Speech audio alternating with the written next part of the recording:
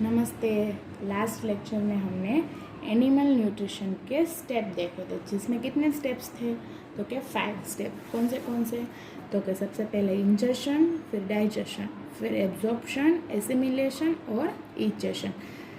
Injection में क्या होता था? सबसे पहले हम फूड को लेते थे, खाना खाते थे, उसके बाद उसका डाइजेस्ट होना, फिर जो फूड डाइजेस्ट हुआ है उसका एब्जॉर्ब होना, उसके अंदर जो न्यूट्रिशन है उसको एब्जॉर्ब करना, फिर जो न्यूट्रिशन हमने एब्जॉर्ब किया उसको फिर से एनर्जी में कन्वर्ट करना, और जो बाकी के अनवांटेड अनडाइजेस्टेड फूड रह गए हैं उनको वापस हमारे बॉडी में से बाहर निकालना, मतलब इजेशन प्रोसेस। तो आज हम देखेंगे न्यूट्रिशन इन एमीबा। एमीबा के बारे में लास्ट लेक्चर में भी हमने थोड़ा बहुत रीड किया था, लेकिन इस एक टॉपिक में उसके न्यूट्रिशन के बारे में डिटेल में बताया गया है कि वो किस तरह अपना न्यूट्रिशन लेते हैं। तो मैंने पहले ही बताया कि एमीबा का इरेगुलर शेप होता है, वो अपना शेप कभी भी चेंज कर सकते हैं। तो amoeba is a microscopic single celled organism found in pond water.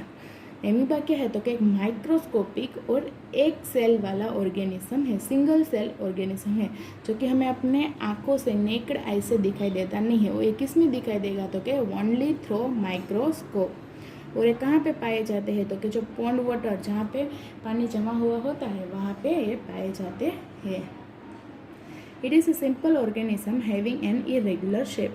ये सिंपल एक प्रकार का साधारण ऑर्गेनिज्म है जिसका कोई शेप नहीं। इसका शेप कैसा है? तो कि इरेगुलर, एक यूनिफॉर्म शेप है नहीं, इरेगुलर शेप है। Its body consist of a cell membrane, rounded nucleus and many bubble like vacuoles. Amoeba की जो बॉडी होती है ना, उसके अंदर क्या क्या होता है? तो कि एक सेल मेम्ब्रेन होता है। सेल मेम्ब्रेन मतलब उसके आउटर एक मेम्ब्रेन तो होगा ही, फिर उसके अंदर वैक्यूल्स भी होते हैं, जो किस तरह होंगे? तो कि बबल लाइक वैक्यूल। दिखने में लगेगा कि वहाँ पे बबल्स है। फिर होता है एक राउंडेड न्यूक्लियस। ये सभी किसके अंदर होते हैं? तो कि एमीबा की बॉडी में। Amoeba is a capable of constantly changing its shape and position. Amoeba की कैपेसिटी क्या है? तो कि वो अपने शेप को और अपने पोजीशन को बहुत ही ईजिली और एक समान चेंज कर सकते हैं। It gives out one or more finger like projection called false feet और सूडोपोडिया। ये क्या दे सकते हैं? तो कि ये अपने में से बाहर फिंगर लाइक प्रोजेक्शन, जिसको कहते हैं फॉल्स फीट अथवा तो सूडोपोडिया, को बाहर निकाल सकते हैं। मतलब जो ये वैक्यूल्स है, बबल्स लाइक स्ट्रक्चर है, इसको जो टेम्प्रेरी बबल्स हो, जो टेम्प्रेरी वैक्यूल्स होते हैं, उसको अपने बॉडी में से बाहर भी निकाल सकते हैं। तो ये निकालने का काम, उसका हेल्प, वो कहाँ पे काम आएगा? उनके बॉडी में से बबल्स को बाहर निकालना, वैक्यूल्स को। तो कि this helps in movement and capturing food. ये जो प्रोसेस करते हैं जिसमें सूडोपोडिया को बाहर निकालते हैं, इसके कारण वो एक जगह से दूसरी जगह मूवमेंट में भी हेल्पफुल होता है, और जो फूड होता है, उनका जो खाना होता है, उनको कैप्चर, पकड़ने में भी यूज़फुल होता है। Amoeba does not have mouth और ए डाइजेस्टिव सिस्टम। सभी एनिमल्स को, सभी ऑर्गेनिज्म, जैसे कि सबके इंसेक्ट्स होते हैं, सभी को माउथ होते हैं, लेकिन एमीबा का माउथ होता नहीं है और इसका डाइजेस्टिव सिस्टम भी होता नहीं है। इसीलिए ये इसी तरह एक जगह से दूसरी जगह मूवमेंट करते हैं और फूड को कैप्चर करते हैं। Its food consist of microscopic organism. और इनके जो फूड होते हैं ना, उसमें भी बहुत सारे छोटे छोटे ऑर्गेनिज्म होते हैं। क्योंकि ये इनका फूड किस तरह होता है? तो कि जो सबसे छोटे ऑर्गेनिज्म होते हैं, इनको ही ये अपने फूड के तरह इंटेक करते हैं। On sensing food, amoeba gives off pseudopodia which surrounds the food particle and ultimately take the food particle inside the body. ये क्या करेंगे? तो कि इसमें से जो सूडोपोडिया है उसको अपने बॉडी में से बाहर निकालेंगे, मतलब कि वो यहाँ पे आ जाएगा। जब कोई और दूसरा ऑर्गेनिज्म, दूसरा माइक्रोस्कोपिक ऑर्गेनिज्म इसके पास आएगा, तब ये अपना शेप, क्योंकि ये इरेगुलर शेप में है, अपना शेप कभी भी बदल सकता है, तो ये अपने शेप को फिर से बदल के जो ऑर्गेनिज्म इनके क्लोजली आया है उसको कैप्चर कर लेंगे, और इस तरह वो अपना फूड और न्यूट्रिशन लेते हैं। The food particle inside the amoeba forms a food vacuole. और जो फूड पार्टिकल्स वो अपने इनसाइड यानी कि अंदर एमीबा लेते हैं उसको क्या बना लेते हैं तो कि food vacuoles. Digestion of food particle is a chemical process and is performed by digestive juice. अब हमारे बॉडी में जैसे हम खाना खाते हैं उसका डाइजेशन होता है, उसी तरह जो फूड पार्टिकल्स एमीबा लेते हैं उसका डाइजेशन करना एक केमिकल प्रोसेस है जो किसके थ्रू परफॉर्म होता है तो कि डाइजेस्टिव जूसेस। डाइजेस्टिव जूस मतलब वहाँ पे कैसे डाइजेस्टिव जूस तो कि एंजाइम्स काम करते हैं। जो फूड पार्टिकल्स एमीबा अपने बॉडी के अंदर डालते हैं उसका डाइजेस्ट करना किसका काम है तो कि एंजाइम्स का काम है।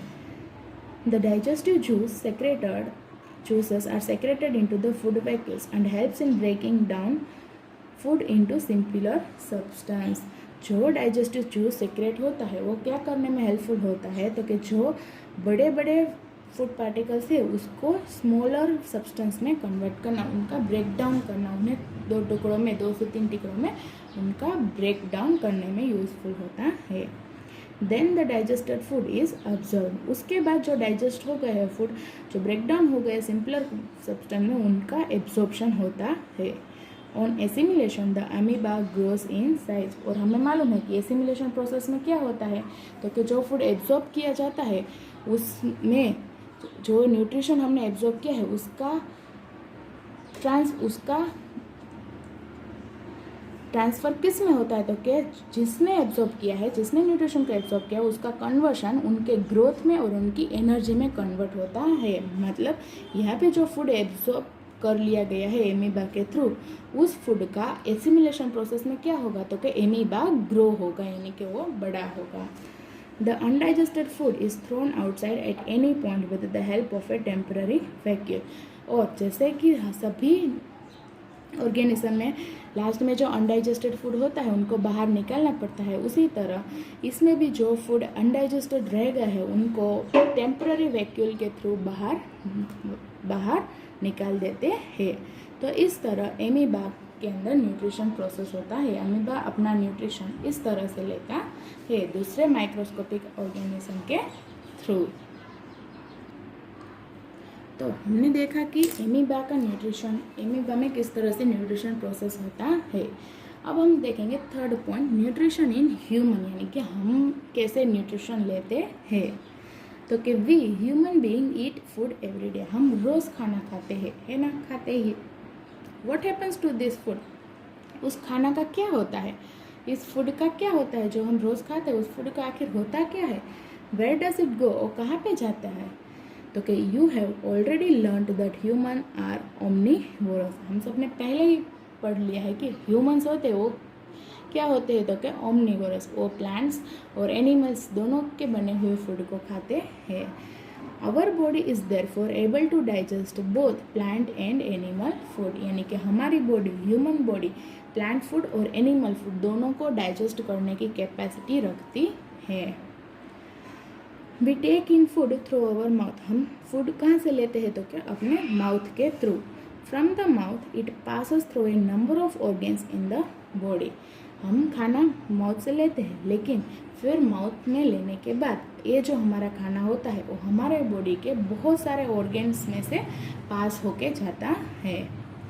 All this organs together form a food canal called alimentary canal और डाइजेस्टिव ट्रैक्ट। ये सभी ऑर्गेन साथ मिलकर एक फूड कैनल अथवा तो उनका दूसरा नाम है एलिमेंट्री कैनल, जहाँ पे पूरा का पूरा खाना डाइजेस्ट होता है, बनाता है। जैसे कि यहाँ पे पिक्चर बताया गया है, हम माउथ में से खाना खाते हैं, फिर जो ये डाइजेस्टिव ट्रैक्ट एलिमेंटरी कैनल बनाएगी जिसमें बहुत सारे ऑर्गेन्स में से प्रसार होके पूरा खाना डाइजेस्ट होता है, उसको कहते हैं एलिमेंटरी कैनल, जिसमें हमें 1 बाय 1 सभी ऑर्गेन्स के बारे में बताया गया है। देखो, the alimentary canal is a long and coiled tube, जो एलिमेंटरी कैनल होती है वो बड़ी और कोइल्ड ट्यूब में होती है। It consist of the following 7 organs. Alimentary canal में क्या क्या ऑर्गन्स होते हैं, हमने बोला कि बहुत सारे ऑर्गन्स में से पसार होकर जो फूड जाते हैं उन सभी को मिला के एलिमेंट्री कैनल बनाया गया है।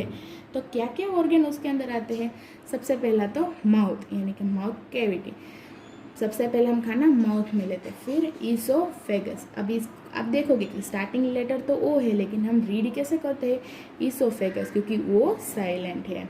उसके बाद stomach, small intestine, large intestine, rectum और एनस।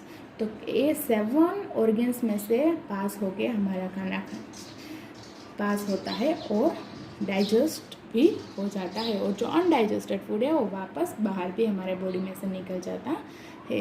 तो 1 बाय 1 हम ये सभी पॉइंट्स के बारे में रीड करेंगे। चलो, A few glands are also associated with the alimentary canal. Alimentary canal के साथ और भी 1-2 ग्लैंड्स क्या होते हैं, इनके साथ ही कनेक्टेड, इनके साथ एसोसिएटेड होते हैं। एक क्या है तो कि ग्लैंड्स, ऑर्गन नहीं, कुछ ग्लैंड्स इनके साथ कनेक्टेड होते हैं, जैसे कि this are the salivary gland, liver and pancreas. Salivary gland, liver और पेनक्रियास ये सभी एलिमेंट्री कैनल के साथ ही एसोसिएट यानी कि कनेक्टेड होते हैं। These glands secrete digestive juice which convert complex food substance into simpler one. ये ग्लैंड्स क्या काम करते हैं तो कि डाइजेस्टिव जूस को सेक्रेट करते हैं। डाइजेस्टिव जूस को सेक्रेट करना वो क्या करते हैं तो कि जो बड़े बड़े फूड पार्टिकल्स हम फूड सब्सटेंस इंटेक करते हैं ना माउथ के थ्रू, उसको सिंपलर वन में, स्मॉलर में कन्वर्ट करने का काम डाइजेस्टिव जूस करता है। जो कौन सेक्रेट करता है तो कि ये सभी glands. The alimentary canal and the associated glands together constitute the digestive system. जो एलिमेंटरी कैनल होते हैं और जो ये उनके साथ एसोसिएटेड जो ग्लैंड्स है सभी, ये दोनों साथ में मिलकर डाइजेस्टिव सिस्टम बनाते हैं। जो फूड हम लेते हैं वो डाइजेस्ट कैसे होता है तो कि इन दोनों की मदद से ही वो प्रोसेस, वो पूरी की पूरी सिस्टम होती है। Food is taken into the body through the mouth. Food हम अपने बॉडी में कहाँ से लेते हैं तो कि माउथ की मदद से लेते हैं। तो कि this process of taking food into the body is called injection. तो कि ये प्रोसेस जिसमें हम फूड को लेते हैं, फूड को टेकन करते हैं, इस प्रोसेस को कहते हैं इंजेक्शन। फर्स्ट पॉइंट हमने पढ़ा था कि सबसे पहला फूड को लेना, मतलब उस प्रोसेस का नाम है इंजेक्शन। तो हम अपने बॉडी में फूड कहाँ से लेते हैं तो कि माउथ के थ्रू लेते हैं। तो ये जो फर्स्ट प्रोसेस है वो होता है इंजेक्शन। तो ये हम देखेंगे न्यूट्रिशन इन ह्यूमंस के अलग अलग सभी पॉइंट्स, जिसमें फर्स्ट वन होगा माउथ। माउथ का टॉपिक बड़ा है इसीलिए इसे नेक्स्ट लेक्चर में कंटिन्यू करेंगे। माउथ के अंदर हम टीथ के बारे में भी पढ़ेंगे, टंग के बारे में भी पढ़ेंगे, तो इसीलिए ये टॉपिक थोड़ा बड़ा हो जाता है। टीथ, कितने टाइप्स की टीथ होती है, कौन से टीथ का क्या काम होता है, मिल्क टीथ किसे कहते हैं, फिर हम पढ़ेंगे टंग के बारे में। तो इसीलिए ये टॉपिक को हम नेक्स्ट लेक्चर में स्टार्ट करेंगे। आपका आज का होमवर्क क्या है तो कि एलिमेंटरी कैनल की डेफिनेशन और एलिमेंटरी कैनल के अंदर कितने ऑर्गन्स प्रेजेंट होते हैं, उनके नेम क्या क्या है, इन सभी के बारे में अच्छे से लर्न करना। और डाइजेस्टिव सिस्टम की भी, डाइजेस्टिव सिस्टम कौन कंस्टिट्यूट करता है इसके बारे में आपको लर्न करना है। फिर इंजेक्शन प्रोसेस की भी डेफिनेशन, ये सभी आपको आज लर्न करनी है। नेक्स्ट लेक्चर में हम देखेंगे माउथ।